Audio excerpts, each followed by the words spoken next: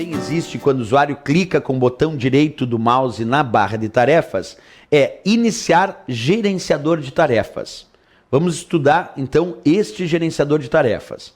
Acompanha de novo. Cliquei com o botão direito do mouse na barra de tarefas, ele exibiu um menu.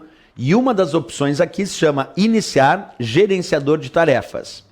Esse recurso, quando tu clica, abre uma janela e nessa janela tem a presença dos diversos aplicativos que estão em execução, quer dizer, que estão carregados nesse momento. Então aqui, quando eu acessei o gerenciador de tarefas do Windows, ele me mostrou na guia aplicativos a lista dos aplicativos que estão em execução. Se por acaso algum desses aplicativos não estiver mais respondendo à execução, por exemplo, uma janela que tu tenta clicar no xizinho aqui para fechar a janela e a janela não fecha. Tu tenta minimizar e ela não minimiza. Tu tenta clicar no botão maximizar e ela não maximiza. Quer dizer, tu tenta fazer alguma operação com a janela, mas ela está travada. Tu não consegue realizar operação nenhuma naquela janela. E esse travamento está impedindo o bom funcionamento até dos outros programas dentro do Windows. Professor, como é que eu faço para sair desse estado de travamento da janela, já que eu não consigo fechar ela?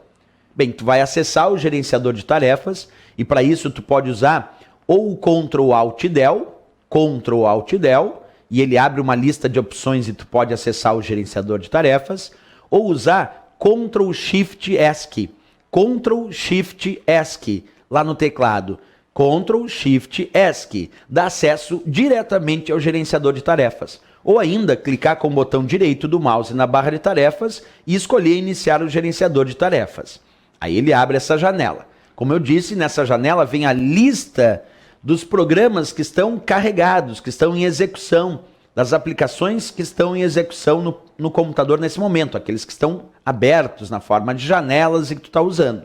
Aí tu localiza aquele programa que não está respondendo e pede então para finalizar tarefa. Então localiza o programa que está travado, ao qual a janela não está respondendo, não consegue fechar, minimizar ou maximizar, seleciona e clica em finalizar tarefa. Ele vai forçar com que essa tarefa seja finalizada, seja encerrada, e aí a janela é fechada. E com isso, libera o sistema desse estado de travamento. Então, muitas vezes que tu não consegue fechar uma janela, a dica é: acessa o gerenciador de tarefas, localiza a tarefa que não está respondendo, que está num estado de travamento. Seleciona ela na lista que aparece e aí clica no botão finalizar tarefa.